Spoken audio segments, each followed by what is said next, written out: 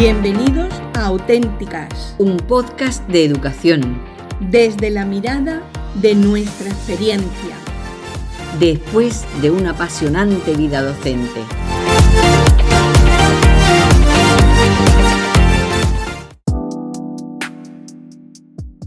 Bienvenidos y bienvenidas al primer episodio de la tercera temporada. Se llama Hablemos de la Guerra, un espacio para reflexionar con el corazón abierto sobre lo que no siempre se cuenta.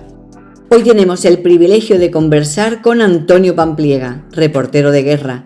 Ha cubierto guerras en Afganistán, Somalia, Sudán del Sur, Ucrania, Irak o Siria. Se estrena en 4 Territorio Pampliega, un programa de reportaje de investigación sobre realidades ocultas y alto impacto social.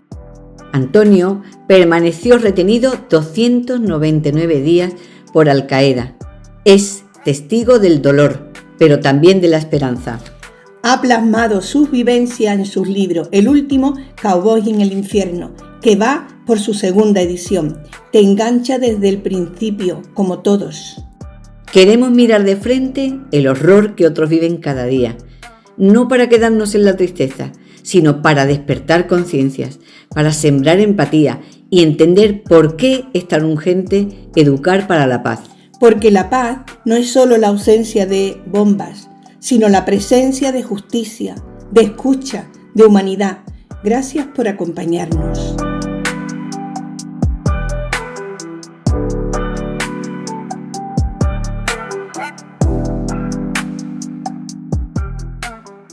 Vamos a ver, Antonio, ¿cómo fue tu primer encuentro con una zona de conflicto? ¿Qué sentiste? Pues mira, yo tenía 25 años y sinceramente no sabía dónde me estaba metiendo. Porque tú puedes leer mucho en los libros o escuchar a compañeros cómo son las guerras, pero hasta que no estás sobre terreno no te haces una idea. Fue en Bagdad, como te he dicho, en 2008 y no tiene nada que ver con lo que yo he vivido mucho después. Aquella primera vez, aquella primera noche, vinieron los geoespañoles, me dieron un chaleco que me quedaba enorme, un casco, y lo primero que dijeron fue: si nos disparan, ni se te ocurra bajarte del coche. Y yo ¿dónde me estoy metiendo? Y ahí estuve una semana. ¿Qué ocurre? Que la guerra engancha. No sé qué tiene, pero la guerra engancha. Y de ese primer enero 2008, pues han pasado casi 18 años y sigo haciendo lo mismo o parecido. Y tiene WhatsApp eso que dice de la guerra engancha. Sí. Vamos, sabemos de ti, que algo que tú has contado en muchos medios, que es, y suponemos que se te quedó grabado en el alma, los 299 días que estuviste secuestrado por Al-Qaeda. Un momentito, no queremos que otra vez rememorar toda esa historia porque nos parece cruel, pero sí qué sensaciones viviste, pero además muy cortito, y tú en una de tus entrevistas has dicho que te agarraste a la fe. ¿Y cómo te ha ayudado en esos momentos difíciles? Mira, lo primero que se me pasó por la cabeza aquel julio de 2015 es que íbamos a morir. Claro, un año antes Estado Islámico había decapitado a un compañero mío, a James Foley, y entonces, claro, sabíamos que si nos cogía Estado Islámico era jaque mate, nadie nos iba a asaltar, y teníamos esperanzas de que fuera Al-Qaeda, pero claro, no había insignias y no había nada. Entonces, lo primero que se te pasa por la cabeza es: estamos muertos. ¿Cómo ocurre durante esos 299 días? A ver, como es mucho tiempo, yo suelo dividirlo en 2 partes. Los 3 primeros meses que estuve con mis otros 2 compañeros, con José Manuel y con Ángel, que el secuestro podemos decir que fue liviano, no hubo malos tratos, no hubo amenazas. Bueno, pues nos tienen retenidos obviamente, pero tampoco es que hubiera nada del otro mundo. La segunda parte, los últimos 203 días que a mí me separan y me ponen en una celda de castigo, de aislamiento, llámalo como quieras, ahí la cosa cambia. Ahí sí que estaba en manos de Al-Qaeda, y ahí desde malos tratos, interrogatorios prácticamente diarios, la cosa cambió. Y ahí es donde me agarró la fe. Estoy solo, pensando que es posible que no vuelva a ver a mi familia. Y entonces dije, ¿por qué no preguntar si hay alguien? O llamarle, o no sé, hablar con él, por si me quiere escuchar. Y durante 202 días me acompañó. De hecho, el día que a mí me liberaban, En el traslado desde mi celda hasta donde me soltaron, yo iba con la cabeza entre las rodillas en una furgoneta y yo repetía todo el rato: a Dios, Jesús, llámalo como quieras, por favor que sea rápido y que no me duela, porque yo pensaba que me iban a ejecutar y me estaban liberando. Me acompañó mucho. Qué horror, Dios mío, de verdad. A ver, ¿qué pierde un niño en la guerra, además de su casa y su familia? Lo pierde todo. Yo ahora, mira, que tengo una niña y estoy viendo los bombardeos sobre Gaza, yo no sabría si podría cubrir una zona de guerra. He cubierto muchas zonas, he visto muchos niños muertos, demasiados. Y bueno, pues sí que te tocan, pero no sería lo mismo. Pero a tu pregunta, ¿qué pierde los niños en la guerra? Es que lo pierde absolutamente todo. Todo, desde la esperanza hasta obviamente la educación. Si le matan los padres, la casa, los amigos, los abuelos, todo. Hace muchos años en Siria hice un reportaje que se llama Los niños perdidos de Alepo y estuvimos en un colegio. El colegio estaba metido en un sótano de un edificio porque si lanzaban cohetes, los edificios superiores se iban colapsando, pero donde estaban los niños no, y podían salir del garaje. Y entonces había una clase con, pues te voy a mentir, entre 20 y 25 niños.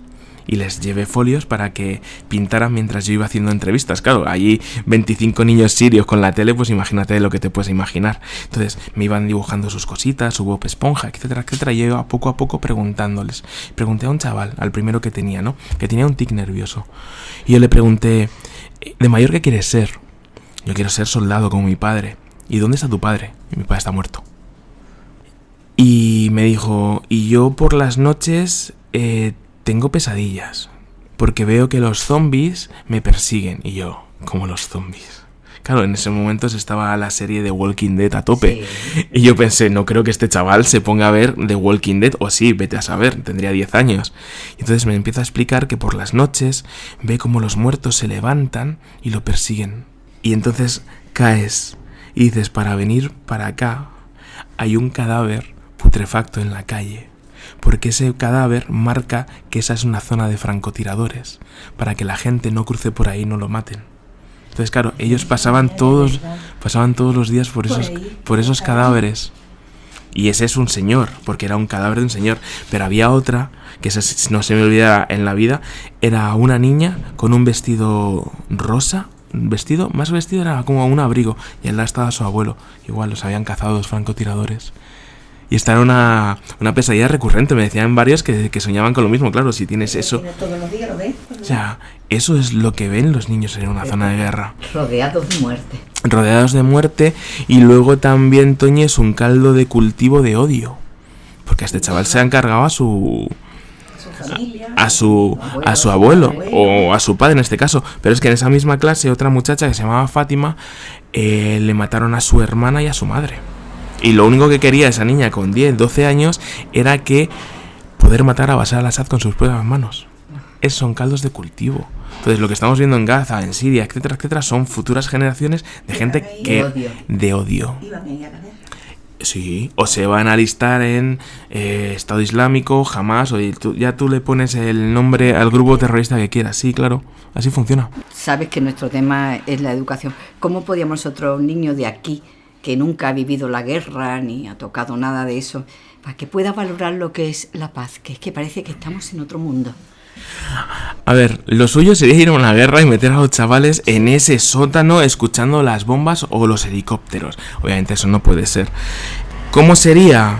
Pues a lo mejor hablando con sus abuelos que vivieron una guerra civil, pero ya son muy mayores y ya es posible que no quede ningún abuelo, o intentando inculcarles que la suerte que tenemos de haber nacido donde hemos nacido. Pero claro, sí, es muy complicado. Porque incluso si tienen algún inmigrante en su clase que ha venido de una guerra, incluso así no le van a preguntar, no van a saber que es una guerra y sobre todo les va a dar igual. Es que nosotros no podemos hacer nada. por intentar inculcar aquí a los chavales cómo son las guerras, la suerte que tienen de haber nacido aquí, de poder ir al colegio, aunque sea un rollo. Hasta que no estás allí, no te haces una idea. Entonces, según tú verás, yo no digo que hables sin esperanza. Tienes esperanza, claro, pero para poder educar en la construcción de la paz, ¿qué haremos? ¿Qué hacemos? Pues para construir en esa educación de la paz tendríamos que coger a todos los mandamases del mundo y llevarlos a una guerra. Eso sí, llevarlos a una guerra. Pero no. Yo de pequeña decía eso. Pero no. Meter todos en un cuarto y que se peguen entre ellos. Pero no meterles en el cuarto donde estaban los niños. No, fuera. Y que cuando vean un helicóptero corriendo, o sea, vean un helicóptero en el cielo, corran. Que se asusten. Que se asusten. Porque cuando escuchas los rotores de los helicópteros y miras para arriba dices, ¿dónde lo va a lanzar? Ay, Dios. ¿En serio? Sí. Eso, nosotros estábamos en Alepo, López y yo, estábamos haciendo un reportaje de los cascos blancos y era ir con las unidades de emergencia, de evacuación médica. Entonces, es decir, nosotros escuchamos los rotores de los helicópteros, lo buscábamos, intentamos filmar y era... Veías toda la gente corriendo y se meten en las casas y nosotros detrás esperas a que lo suelta. Se hacen nubes de polvo en la calle y entonces, ¡pum!, sales corriendo a donde ha lanzado la bomba. Y te puedes encontrar cualquier cosa. Yo tengo una foto muy graciosa. Claro, ahora es graciosa. En ese momento no era graciosa. Se me ve a mí corriendo entre los escombros de un edificio que se estaba colapsando.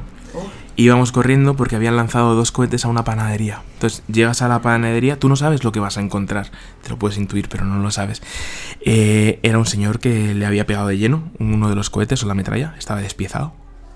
Otro estaba dentro de la panadería. Siempre recordaré que tiene una expresión con la lengua afuera, lleno de sangre, y dices, hostia puta. Entonces tú te pones a grabar. Y yo siempre me he preguntado, ¿por qué los periodistas corremos en dirección contraria a la gente que huye? Siempre me lo he preguntado, ¿por qué vamos para allá si la gente huye? Pues bueno, esa es una pregunta. Pero yo cogería a toda esta gente que se lucra de la guerra y la metería en una guerra, pero una guerra de verdad, a ellos y posiblemente a sus familias, para que sientan el miedo. Porque hasta que no sientan el miedo, están hablando de cosas de muchos kilómetros y que no tienen ni idea de lo que es el sufrimiento ajeno. Estáis escuchando Auténticas.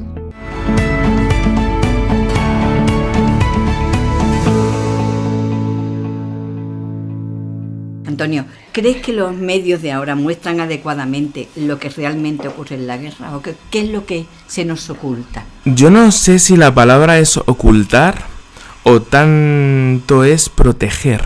Quizá lo que hacen los medios es proteger al ciudadano o al espectador o al usuario de medios de comunicación porque no están preparados para ver la dureza de la guerra. O que se nos está gilipollando las nuevas generaciones. Yo soy de una generación, vosotras que sois un poquillo más mayores que yo, que hemos vivido el ETA. Sí, ETA la hemos vivido todo. Pero es que los atentados de ETA iban en primera plana de los periódicos con toda su crudeza y en los informativos iban en toda su primera plana de... yo recuerdo a Irene Villa con las 2 piernas colgando destrozada, abriendo telediarios. Eso no se te ocurre. Sí. Todo. Ahora eso no se te ocurra. O sea, tú no puedes abrir un telediario con eso, es imposible. Yo trabajaba para agencias, para AP, grabando vídeo en los hospitales de Alepo, con toda su crudeza. Entonces yo mandaba, editaba los vídeos a Londres y Londres la respuesta era, mándame menos sangre. Y es... Pero como menos sangre... Sí, aquello era era como un matadero. O sea, el suelo estaba lleno de sangre todo el rato, tenían que estar limpiándolo porque es que se colapsaba el suelo. Y es como que menos sangre, ¿qué cojones quieres te mande? Aquí la cosa es que nos ponen a la hora de comer en el telediario de las 3, sí. Aparecen las imágenes de Gaza y demás, y yo las veo para todo lo que está ocurriendo, muy poco. Es que es muy poco, porque no estamos... Porque enseguida... no sé si el ser humano ya te ha vuelto. Yo creo que nos hemos vuelto gilipollas. El otro día estuve con mi niña y con mi mujer en el Parque de las Ciencias de Granada y hay una zona que es el ser humano. Sí. Pues en el ser humano, si sigues haciendo el recorrido, llega un momento que hay un vídeo pequeñito, en una sala muy pequeñita, que es un parto. Sí, Pues, lo hemos visto. ¿lo habéis visto? Sí, llevamos a los niños de curso. Lo habéis llevado a los niños. Sí. Pues si te das cuenta, antes del vídeo del parto pone: estas imágenes pueden herir la sensibilidad de los espectadores. Sí. Que, por Dios, que es un parto. O sea, que nos estamos volviendo tontos. Sí. Sí, pues entonces eso es. Eso sí. Nosotros pedíamos permiso a los padres siempre y a los Para niños verlo, antes de entrar para ver ese verlo parto. a los padres. O sea, mi hija tiene 4 años y dice: mamá, yo nací así. O sea, no, yo no la he visto que haya tenido pesadillas con el parto. No lo sé. Entonces, claro, si un parto nos puede herir la sensibilidad, un niño partido por la mitad como nos... Claro, o sea, eso lo tengo yo grabado. Niños que están con las esas, o sea, partidos por la mitad. Recuerdo otro que le estaban uniendo la pierna con algodón y escayola para mandarlo a otro hospital para que se la amputaran, porque no se la podían amputar. Y se ve como la pierna, obviamente se cae, claro, porque no puede estar. Entonces, hostia, es que la guerra es eso. La guerra no son gente huyendo. La guerra no es gente pidiendo comida, que sí. Que también. Pero es que las bombas que vende España, vende Estados Unidos, vende China, tienen un objetivo, que son civiles, hacer mucho daño. Muéstrales cuál es el objetivo de las bombas y a lo mejor la gente saldría a la calle. Eso es. Y se preguntaría... Es que a civiles no siempre. Claro, eso es. Sí, mira, es que el ejemplo más absurdo es el que te voy a dar ahora mismo. ¿Tú has visto algún muerto español del COVID? Ninguno. No. Si no has visto muertos españoles en el COVID, ¿qué coño te van a enseñar de una guerra? Solamente en Madrid creo que murieron 10.000 o 12.000, solamente en Madrid. Y en España más de 100.000. ¿Dónde están los muertos? Solamente veíamos ataúdes a dolor. Pero hostia, no veíamos ningún muerto. A la prensa se la prohibió entrar en los hospitales para que no grabasen los muertos. ¿Pero quieres que te enseñe un muerto de una guerra? Ni de coña, no, eso no puedes. Entonces, como eso es para mí falsear la verdad. No la falseas, simplemente la ocultas. Lo que no ves no existe. Sabes que hay una guerra y hay muertos, Sí, ya está, lo pero que no se habla, no existe. Eso es. Pero luego estamos hablando de los medios de comunicación, pero si tú coges las redes sociales, tienes vídeos bastante descriptivos y gráficos de lo que es la guerra. Y los chavales tienen acceso a esos vídeos, sobre todo en TikTok, en Instagram, que yo he visto vídeos que, hostia, a mí me daría vergüenza hasta grabar. O sea, yo he visto... Están grabados solo para poder... Están grabados por activistas de allí, claro, y buscan tener el mayor impacto. O sea, yo recuerdo en un bombardeo israelí sobre uno de los campos de refugiados de Gaza, era un bebé sin cabeza. Un bebé. Pero eso está grabado, yo lo he visto y lo vi en Twitter. O sea, yo eso no lo tengo. Y si lo tengo, lo quedo para mí. O sea, jamás verás las imágenes más gores que yo he grabado, porque esas son para mí. Pues esta gente, venga, pon. Pero niños acceden ahí. Ahí sí. Pero ni en... Los medios de comunicación. No, ¿por qué? Yo no sé si la palabra es que la sociedad europea está anestesiada. Yo creo que la sociedad europea, lo que pasa es que le da igual. Mira para otro lado. Si hablamos de la guerra de Gaza, si llevan toda la vida matándose. Yo tengo 43 y esa gente lleva desde el 30 y cuánto. Desde antes de la guerra. Desde antes. Israel lo dieron como estado. Eso es, o sea, desde después de la guerra mundial, de la segunda. Pero es que antes, cuando ya estaban negociando con los británicos, ya se estaban pegando palestinos e israelíes. Después, si hablamos de Siria. Eso que me importa a mí los sirios. Y resulta que después te crean Estado Islámico y te matan aquí. Y cuando los muertos son tuyos... Ya te molesta y te enfada. Y eso es, y ya les bombardeas. Y ya dices, pues a lo mejor teníamos que haber hecho algo, ¿no? O cuando te tiran las Torres Gemelas. A lo mejor si Estados Unidos hubiese metido mano a los talibanes cuando cayó el régimen que había, a lo mejor no le hubiesen tirado las Torres Gemelas. Pero nos pillan muy lejos, no tienen nuestro mismo color de piel, no hablan nuestro idioma, no creen en el mismo Dios que nosotros. No es que estemos anestesiados, es que somos racistas. ¿Es así? Sí, ¿no? Te pongo un ejemplo. ¿Cuántas manifestaciones has visto por la guerra de Siria? No he visto ninguna. No has visto ninguna. Y la que has visto fue porque Obama iba a bombardear Damasco después de que Bashar al-Assad usase armas químicas en Guta. Es decir, la izquierda de este país salió a pedir que no se bombardease. Los niños de Guta dan igual, pero que no bombardeen al dictador. Joder, cuando Putin empezó a meterle mano a Ucrania, allí salió todo el mundo. Sí, eso es 2014, pero no nos interesaba, porque no era Rusia. Pero cuando le mete mano en 2021, entonces sí que salen los medios de comunicación, están todos los días, los políticos están todos los días. Entonces, ¿por qué a los ucranianos sí y a los sirios no? O los afganos. ¿Ya las afganas? Ya no existen. Van a hacer 4 años en unos días y ya no existen. Y esas mujeres siguen padeciendo. De hecho, una de las últimas cosas que ha prohibido los talibanes es que salgan a la calle y que pinten las ventanas de negro para que no se las vea desde fuera. Entonces, ¿has escuchado a algún político hablar de esto, no? ¿Por qué? Es que la mujer no vale nada, entonces allí nada. No, pero no solamente es que no valga nada, es que a nosotros nos da igual que no valga nada. Pues eso hay que... Eso se llama racismo, ¿y es así? Pues entonces habrá que trabajar en racismo. Claro que sí. Claro, pero eso es así. O sea, tiene que haber una base. ¿Qué es? ¿Por qué los ucranianos sí me importan y salen todos los días en los informativos? ¿Y por qué en la batalla de Alepo, que es donde está basado Cowboys en el Infierno, solamente había 4 freelance en toda la ciudad, en una ciudad como Madrid? ¿Dónde estaba? Televisión Española, Telecinco, La Sexta, por hablarte de medios españoles, ¿dónde coño estaban? Pero en Ucrania están todos los días emitiendo. ¿Cuál es la diferencia? Porque la consecuencia de la guerra de Siria son los muertos de Barcelona, o los muertos de Nantes, o los muertos de Londres, o de Manchester. Es decir, esa gente luego ha venido aquí a ajustarnos las cuentas. Allí no, allí te dicen, pues a lo mejor hay una guerra mundial y te voy a vender un kit de 48 horas.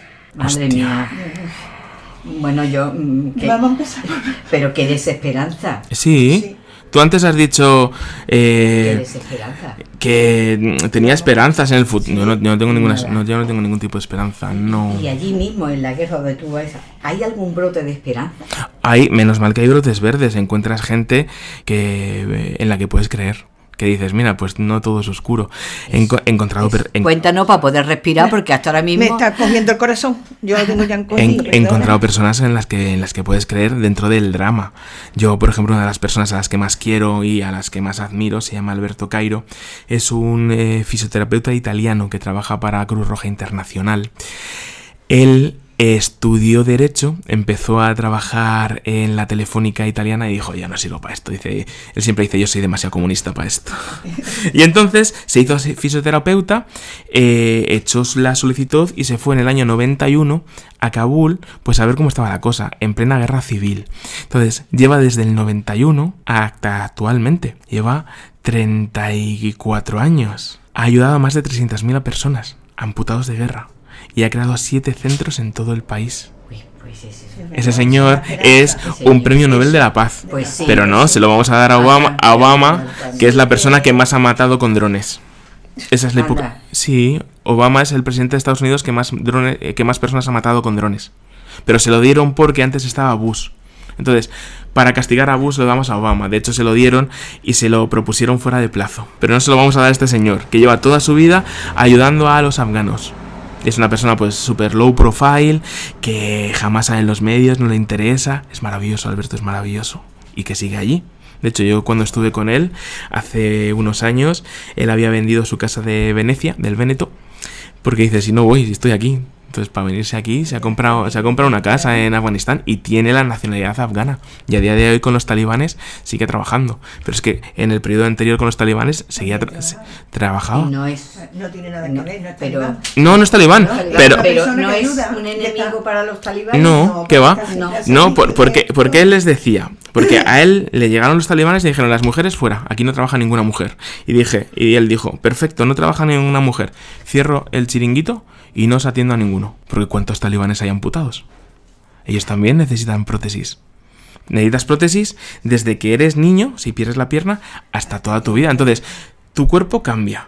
Es decir, las prótesis duran lo que duran. Si engordan, la prótesis hay que cambiarlo. Si adelgazas, la prótesis hay que... Yo cierro esto, ¿y cómo vais a ir? ¿Con patas de palo? ¿O ni eso? Entonces dijeron, venga, que la mujer trabaje, pero separada de los hombres. Y el tipo dijo, sí, lo que tú quieras. Pero trabajan las mujeres ahí y siguen trabajando. Ese es un brote verde. ¿Qué dices? Ese es un brote verde. O sea, tiene que haber más... Claro, o sea, el tipo se impuso a los talibanes y dijo, aquí trabajan las mujeres. Y a día de hoy siguen trabajando las mujeres. Y no solamente eso, sino que siguen jugando en un equipo de baloncesto. Porque él dice que aquí juegan. Si no, no te... ¿Tiras con su burka y todo? ellos entran vestidas con el burka y dentro de Cruz Roja se quitan eso. Claro. O sea, en la parte de española, por decirlo así. No, en la parte de Cruz Roja. En la parte de Cruz Roja. O sea, una vez que entras tú a Cruz Roja, las muchachas que trabajan y que también son amputadas, discapacitadas, etcétera, etcétera, se quitan su burka y trabajan con su velo, ya está. Ya está. Pero tú quieres que te cure, ¿no? Pues entonces estas son mis reglas. ¿Las coges o las dejas? Y ellos decidieron, las cogemos. Otro brote verde, pues mira, esto sí que lo encontré en la guerra de Siria. Era un señor que se llama Abu Jafar. Y este señor, antes de la guerra, trabajaba en la morgue de Alepo. Entonces, como la guerra dividió la ciudad, él se pasó al lado rebelde y montó una morgue en el lado rebelde. Entonces, ese señor lo que se dedicaba era hacer fotografías a todas las personas a los que no habían reclamado sus cuerpos y ponerlos en la pared. En la pared de un antiguo colegio, y tenía de las 4 paredes, tenía 3 llenas de caras de personas que nadie las exactamente. Y si el cuerpo estaba tan mal, lo que hacía era fotos a la ropa. Yo he visto fotos de ropa en esa pared, con número, que era el número de fosa, en el caso de que viniese la familia a buscarlo. Abu Jafar tenía 5 hijos, y yo le pregunté, ¿y por qué no te vas? ¿De verdad es necesario esto? Y el señor se me puso a llorar. Esos son brotes verdes. ¿Qué ocurre? Que tanta maldad es lo que al final... sobresale de esta. Sí. Es muy complicado vender los brotes verdes en una guerra, porque lo que vende es lo otro. Estáis escuchando Auténticas.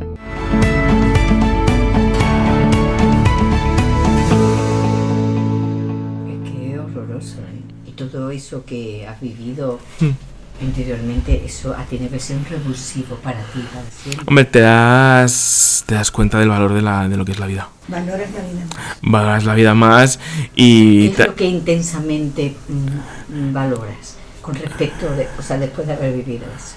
O sea, valoras la vida y sobre todo la suerte de haber nacido donde he nacido.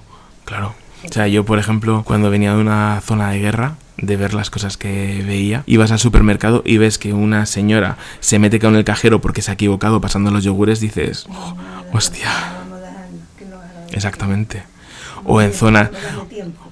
siempre recordaré en Irak, después de 3 meses de asedio por parte del Estado Islámico a un pueblo que se llama Tuzkurmatu, rompieron los kurdos rompieron el asedio con las tropas de Irak y empezaron a meter camiones con agua y comida. Claro, hacían 90 días exactamente que no había nada. La gente hacía cola para coger sus botellas de agua. O sea, no empezaban a meterse codazos, no. Dices, hostia puta, esta gente hace cola cuando aquí nos tiraríamos. O sea, te das cuenta del respeto. Del respeto, o como que se valora otras cosas, o sabes que el vecino también lo ha pasado mal y te ha ayudado a lo mejor durante esos 90 días y te das cuenta de que quizá nosotros tenemos la educación incorrecta o los valores incorrectos y te das cuenta de dónde has estado. Antonio, mira, nosotros hemos intentado siempre educar en valores, sí, pensando siempre que nuestros valores eran unos valores que servían para todos, en cualquier momento y en cualquier lugar. El servicio, el estar atento a los demás, el ayudar, la solidaridad, todas esas cosas nosotros las hemos educado desde nuestro punto de vista, claro, que siempre ya me estoy dando cuenta que es muy cortito. Verás tú, porque claro, no hemos vivido situaciones tan difíciles como las que has vivido tú. Pero de todas formas, si tuvieras que lanzar un mensaje al mundo sobre la paz, ¿qué dirías desde hoy y desde tu corazón, Si tuviera que lanzar al mundo un mensaje hablando de la paz o sobre la paz, para empezar, espero que el mundo lo escuche. Eso es lo más importante, porque el mundo parece que no escucha. Pero sobre todo es que todos somos seres humanos. Da igual nuestro color de piel, nuestro idioma y el Dios al que creamos. O sea, todos somos seres humanos. Y se supone que todos nos deberíamos ayudar unos a otros. Y nos estamos dando cuenta de que no, que todos nos odiamos unos a otros. ¿Por culpa de? Pues ya no lo sé. ¿Por qué nos matamos? Pero no lo entiendo. Yo recuerdo en Siria a un yihadista. El tipo, me acerqué a él, yo suelo dar siempre la mano a saludarles a todos. El tipo lo primero que me preguntaba es, ¿cristiano o musulmán? No soy cristiano. El tipo me escupió a los pies y se dio la vuelta. Y dices, hostia. Que si te vas al otro lado, pasa lo mismo. Es lo mismo. ¿Cuántos cristianos han ido ahí a matar musulmanes que piensan que son las cruzadas? Sí. También es verdad. Ojo, ¿eh? Yo he conocido a algunos que se han ido a Irak a matar a los yihadistas porque se piensan que son los cruzados del siglo XXI con sus ametralladoras. Es que parece que no estamos haciendo nada. Es más, estamos haciendo en contra. No es que estéis haciendo en contra, es que hacéis muy poco o lo poco que hacéis ni siquiera se escucha. O sea, vosotras habéis sido maestras durante, ¿qué? Sí. 30 y tantos años. 45. Bueno, yo quería quitar años, pero ya se ya... No, a mí no me lo quite, yo lo he vivido mucho y lo he disfrutado muchísimo. Pues en 45 años, no sé si vosotras habéis visto en ese periodo cómo los valores o los chavales iban hacia abajo, ¿verdad? Yo recuerdo a mi padre hablando a mi suegro, hablando a mi abuela de usted. De respeto. Sí. Con un respeto, respetuoso. Ahora mi niña me llama tío y tiene 4 años y medio. Es el vocabulario con el que se dice tío. Pero esas son formas. Pero son formas. Sí. Pero para adentro tú ya te quieres, ¿no? Sí, no. Sí, de una forma cariñosa. Sí, pero ya te digo, me extraña, o sea, quiero decir, me choca. Escuchando a mi padre de usted, mi hija es tío, o cuando llama Antonio, entonces le digo a mi mujer, cuando tengas 6 años que me dice tú. Pero quiero decir, sí que ha habido un cambio generacional y eso lo debéis notar también vosotras como profesoras.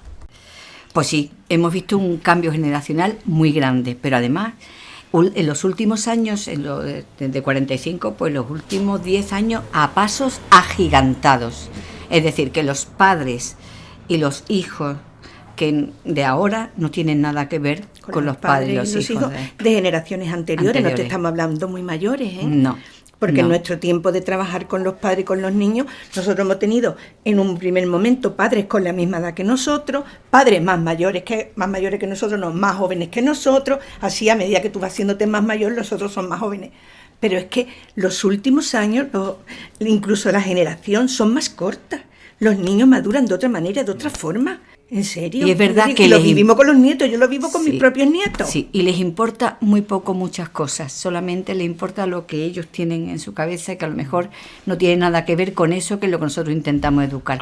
Vamos contracorriente total. A mí una de las cosas que me llama mucho la atención es que en las últimas generaciones, te voy a decir, a lo mejor la generación que tiene ahora entre 25 y 18 y 25, te hablan de la dictadura como si la hubieran vivido. Con Franco sigue mejor, este país lo que necesita es la extrema derecha, y dices, pero ¿de qué estamos hablando? ¿Pero de qué estamos hablando? Es que además eso a mí me levanta pasiones el tema, porque es que no entienden, no lo entienden, pero es que el caso es que parece ser que se estudia lo que es una dictadura. Sí, pero ellos se meten en movimientos y se movimenten en redes sociales donde esa dictadura está unida a una forma de pensar específica. Y hay muchísima generación, como dice él, que tienen 20, 22 años, que en algún momento de su vida se plantean ser ellos de los que van a llevar al país a la parte más alta, que según ellos es siempre desde tener a todo el mundo... El autoritarismo. Claro. Yo hace unos años, en el programa de 4, en el anterior, no en este, se llama Pasaporte Pamplona, fuimos a Estados Unidos a grabar al Ku Klux Klan. Y entonces hice la entrevista con el líder del clan. Era un chaval pues que debía tener mi edad o un poquito más mayor, entre 35 y 40. Y entonces en la entrevista le digo, ¿y tú cómo te haces del clan? Porque tu padre, tu abuelo era. Y dice, no, yo estaba en casa tranquilamente y pusieron una película por la noche que se llama Arde Mississippi. Y dice, y a mí los que iban con la capucha son los que me molaban. Y yo dije, hostia, tronco, la has entendido al revés. Exactamente. Hermano, la has entendido al revés. Ya, pero es que los otros son los que llevan las armas, matan a los negros. Digo, vale, es que ya de base hay un problema. Y con ese mismo tipo luego nos fuimos a cenar. Y el traductor, el traductor, le preguntó, Derrick, si el que está en la cocina es un hispanoamericano y te está haciendo el salmón, ¿tú te lo comerías? Y dice, sí, porque me está sirviendo, pero jamás sería mi amigo. Cambió de verdad, en serio. De verdad. Así, ¿eh? Y a nosotros nos decían que éramos medio blancos porque estábamos mezclados con los moros de la península. Y dices, hermano, Hostia, que seguramente tus antepasados eran irlandeses, o vete a saber, tronco. O saberlo Dios, ¿de dónde venían? Que aquí los originarios Hombre, eran los... Poquito. No, eran nada más que los indios. Exactamente, eran los indios, Eran ¿no? los indios, y lo habéis abandonado. Y no lo sois habéis dejado. vosotros. Claro. Y te das cuenta de que ese pensamiento está aquí. Sí, está. Y que además que ese pensamiento está generando muchos votos. Y esos votos luego generan pues escaños para la extrema derecha, que lo que quieren echar es a 8 millones de inmigrantes. Y como dijo el otro día Rufián, que no es de mi cuerda, pero me gustó el discurso, ¿vais a echar a Yamil Lamán de aquí o no? A ese Ese que vale dinero. a ese no lo echáis, ¿eh?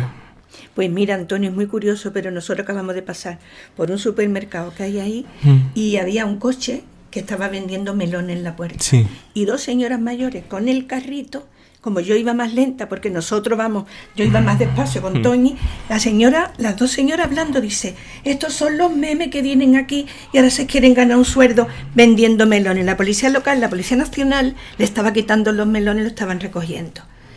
Esas señoras mayores estaban dando ya su comentario y tú te pones a escuchar y digo, tú deberías de decir, no, mira muchacho, dejarlo que por lo menos venda algo, que por lo menos pueda mantener a su familia, porque había una señora y un niño. Cuando, ya eso está ya en la sociedad, es lo que te quiero decir. Cuando viajas mucho te das cuenta de que hay un fenómeno que se reproduce en todos los países, da igual donde hayas estado, que es el odio al extranjero, al inmigrante. A mí me resultó muy curioso. Yo estuve en Chile dando unas conferencias sobre inmigración y luego me llevaron a hablar con los haitianos. Los haitianos salen de su isla y van a Chile de temporeros, etcétera, etcétera. Y me decían, ¿y cómo los trataban? Dicen, no, aquí no está tan fatal, nos tienen aquí hacinados, etcétera, etcétera. Y yo les dije a los dos chilenos que había, ¿os dais cuenta cómo estáis ejerciendo el odio al inmigrante? Y para ellos son mierda, pero cuando vengáis a mi país, la mierda sois vosotros. Y nosotros os pisamos a vosotros. Y entonces te acordarás a estos. Y cuando nosotros vamos a Alemania, la mierda somos nosotros. Sí, totalmente. Porque mi hermano vive en Alemania y a quien le pisan es a él. Y él es ingeniero de teleco, o sea, quiero decir, sí, no es temporero. O sea, él tiene su carrera, trabaja en una gran multinacional, da igual, no habla alemán. O habla alemán muy mal. Sí. Aunque su mujer sea alemana y su hijo sea alemán. Bueno, él ahora va a tener otro. Son alemanes. Da igual, eres el extranjero. Entonces, cuando hay periodos de frustración, crisis económica, etcétera, etcétera, ¿la culpa a quién se la echa? Al extranjero. Siempre. Al que no está... Al extranjero. ¿Necesitamos extranjeros? Obviamente. ¿En el campo quién va a ir? ¿Los españoles a recoger el melón? No. Y con las señoras mayores o los señores mayores, ¿quién van a estar? Cuidadoras extranjeros. Los extranjeros. Eso es. Sí. Pero es un discurso muy fácil. Vamos a echar a 8 millones de extranjeros. Y los niños piensan, claro, la culpa la tiene el extranjero. El extranjero. Y luego se dan cuenta que quien cuida a su señora madre o abuela es un extranjero. No, pero ese no es extranjero. No, ese no. Si tiene hasta nombre, que se llama Elizabeth. Sí, pero sí. Elizabeth no es extranjera, es la que cuida. Hombre, viene me lo invento, de Venezuela. Ah, claro. Entonces ya lo piensa. Pero eso tienes que explicar. No son conscientes. No son conscientes. Porque les van comiendo la cabeza poco a poco. Madre mía, yo me estoy sintiendo cada vez peor. Es como un revulsivo interior de decir, esto no puede ser, esto no puede ser, esto no puede ser. Sí, es el odio, es muy fácil. Es que es muy fácil odiar. Lo difícil es perdonar. Pues entonces yo vivo en un mundo que no tiene nada que ver. Atontados. No, a lo mejor lo que pasa es que, o sea, no os sentáis a pensarlo, o sea, quiero decir, pero lo veis. O sea, quiero decir, ¿lo veis? Yo lo percibo, pero no lo vivo. Nosotros desde la clase siempre hemos dado por hecho de que nadie es racista. Y que todos el mundo dando cuenta que no. Todos son racistas. O sea, a mí me contratan para dar muchas clases en institutos y cuando yo voy a dar la clase me gusta hablar con los profes para saber a quién me voy a encontrar. Y muchos me dicen, no, aquí quien gobierna son la extrema derecha o los pensamientos son de extrema derecha, etcétera, etcétera. Pero cuando llego yo y les pongo los vídeos, les doy los nombres, ya les hace algo clic. Dice, hostia, que es que tienen nombres, hostia, es que están sufriendo, ostras, es que viene a mi país por esto. Que luego hay gente que obviamente sigue teniendo esas ideas. O sale de ahí, llega a casa y el padre le dice, no, ese es lo que te da, ese es un rojo que te está comiendo la cabeza. Te está comiendo la cabeza, sí. Que también hay muchos problemas en casa, que son esos. Sí. ¿Vale? Pero no funciona así. O sea, quiero decir, nosotros hemos levantado muchos países, como Alemania, porque fuimos allá a echarles un cable. Sí, a trabajar. A trabajar. A trabajar es muy duro. Y en Argentina, si nos llaman los gallegos, ¿cuánto? Y en Venezuela, ¿cuántos españoles hay en Venezuela? Por favor. Pero siempre dice, no, nosotros íbamos a trabajar. Que el que viene en patera viene a robar. Viene a robar. Porque lo sabes tú, porque has visto muchos negros. Y te has sentado con ellos y les has preguntado. No, es que son menas. ¿Pero qué cojones es un mena? No sé lo que hay desde luego. Menores extranjeros no acompañados. Vete a Siria y pregunta cuántos niños sin papás hay. Y entonces vas a saber por qué es un mena. Y volvemos a lo mismo. ¿Yamin Lamán es un moro o es un español de bien? Tiene que ser un español de bien. Es un español de bien, por supuesto. Pues entonces una diferencia entre pobre y rico. Claro. Se llama clasismo. En todos los equipos de fútbol,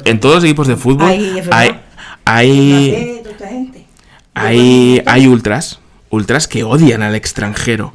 Si eres del Madrid, en el Real Madrid ha habido fotografías donde 8 de los 11 eran negros. Pero ¿por qué no los pitan o se van de allí? Celebran los goles de los negros. Gente de extrema derecha. Son clasistas. Porque el moro que viene en patera es un mena. Pero y el moro que tiene pasta es un árabe. Es un árabe. Es un árabe. Esa es la diferencia. El moro de la patera es un mena y el que tiene pasta es un árabe. Y esto pasa con todos los colores. Y ahí es como hay que educar. Estáis escuchando Auténticas.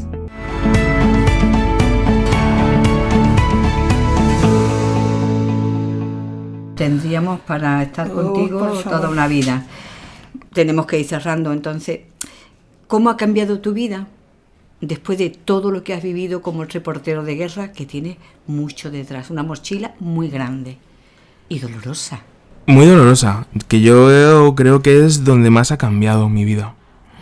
Yo no he sabido gestionar todas las cosas que me han pasado, las cosas. ¿Quién lo va a saber? Ya, pero vivíamos, ahora por suerte no, vivíamos en un país donde no se hablaba de salud mental, no se hablaba de psiquiatría, etcétera, etcétera. Entonces, cuando yo trabajaba, por ejemplo, cubriendo, pues sobre todo Siria, que yo creo que es lo peor que he visto, yo volvía a casa y la persona con la que yo compartía mi vida me decía, te tienes que escuchar hablar por las noches.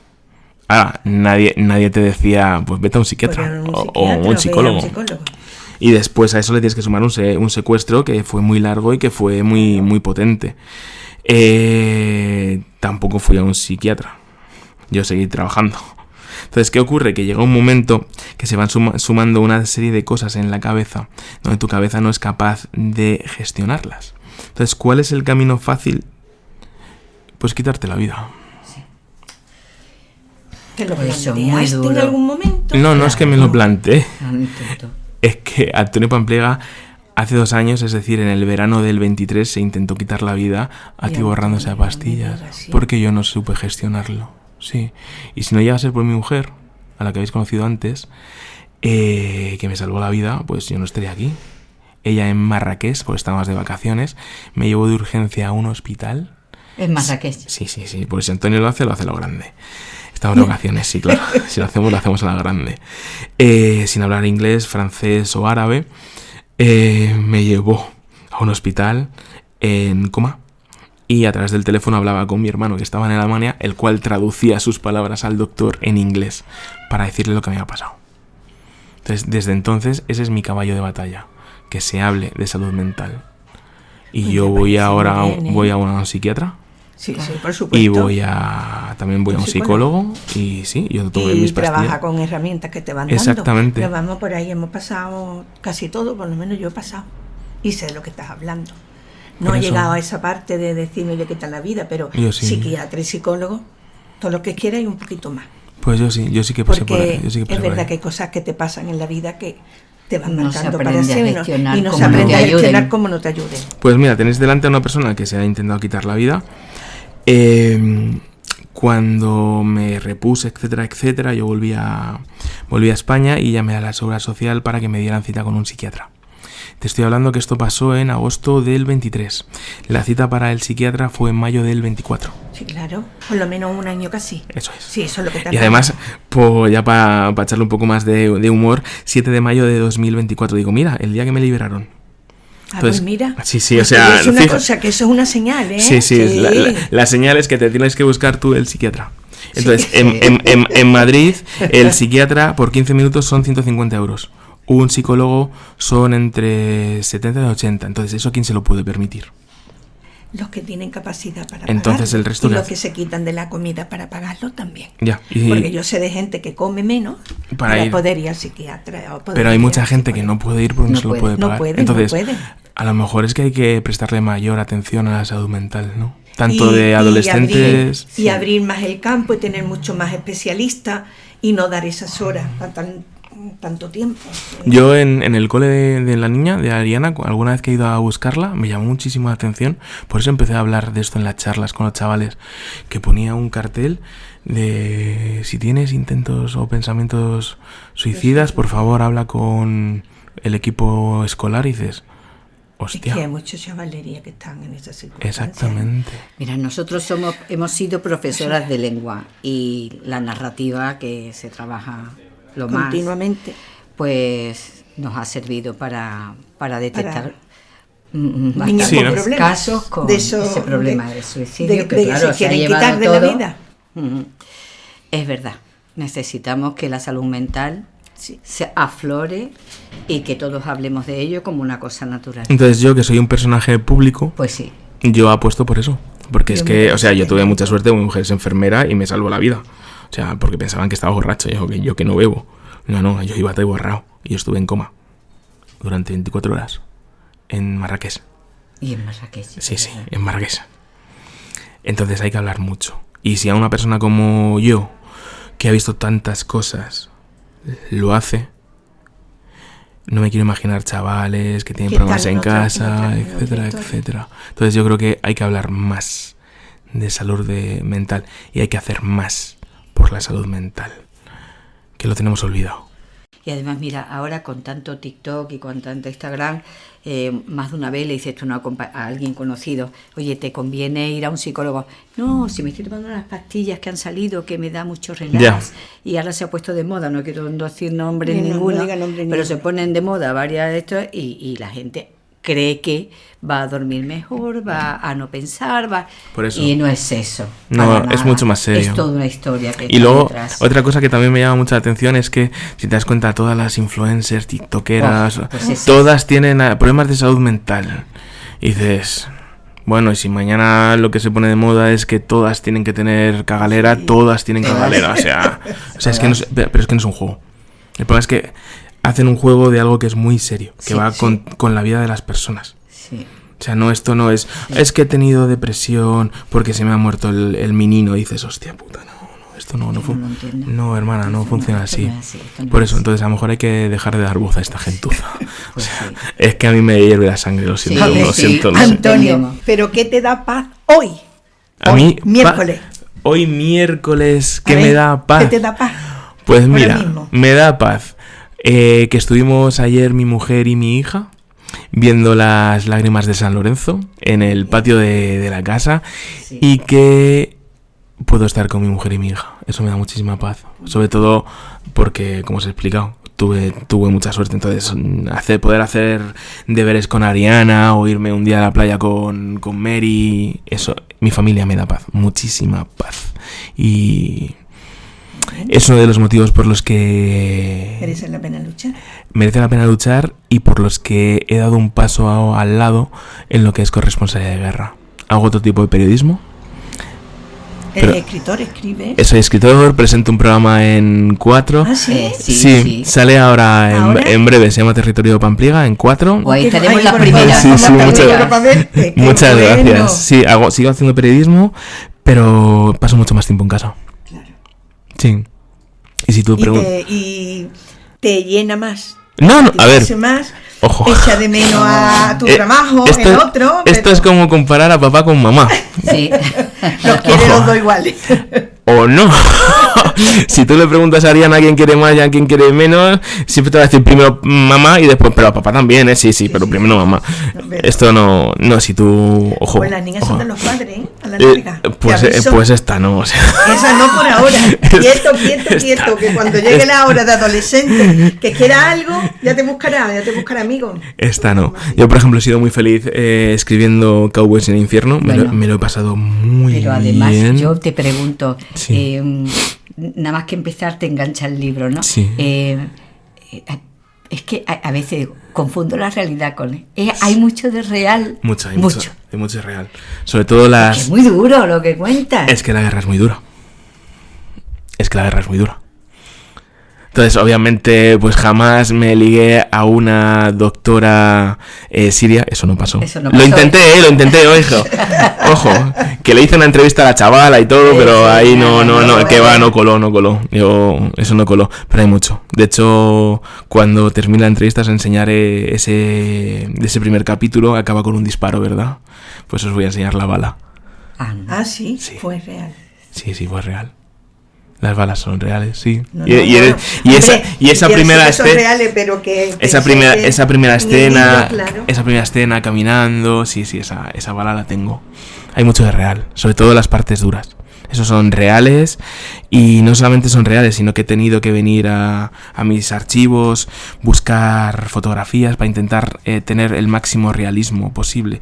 De hecho, una de las escenas que se describen en el libro es cuando Lucas Corso, el protagonista, se encuentra con Nur y en el momento de la despedida llega un bebé y se lo llevan al quirófano, ¿no? El bebé venía prácticamente calcinado. Ese bebé existió.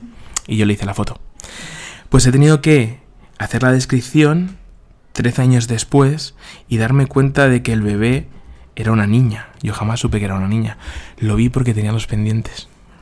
Fíjate en la foto.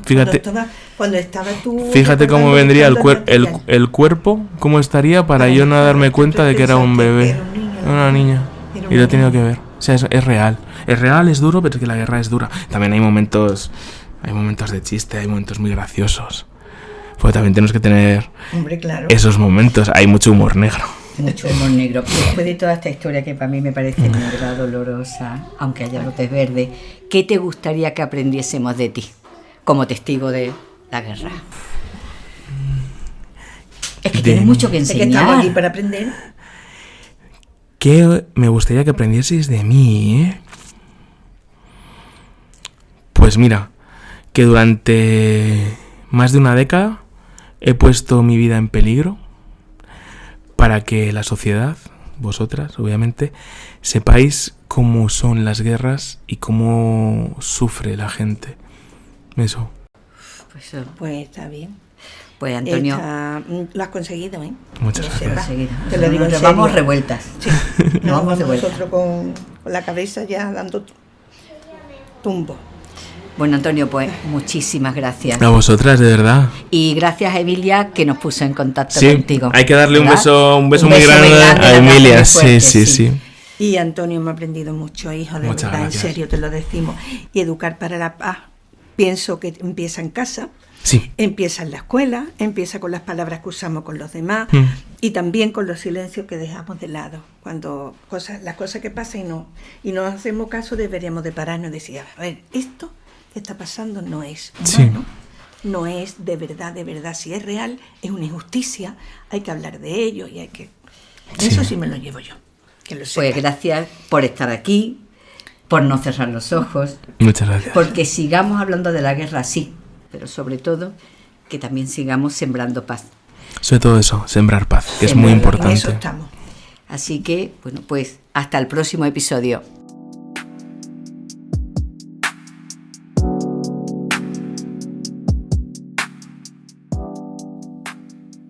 Hoy, después de escuchar a Antonio, quizás sentimos un nudo en la garganta. Y es normal. La guerra no es algo lejano. Nos toca, nos interpela, nos obliga a mirar dentro y preguntarnos, ¿qué estoy haciendo yo para construir un mundo más justo? Educar en la paz empieza en casa, en la escuela, en las palabras que usamos cada día y también en los silencios que dejamos de lado. Gracias por estar aquí, por no cerrar los ojos. Sigamos hablando de guerra, sí, pero sobre todo, sigamos sembrando la paz. Hasta el próximo episodio.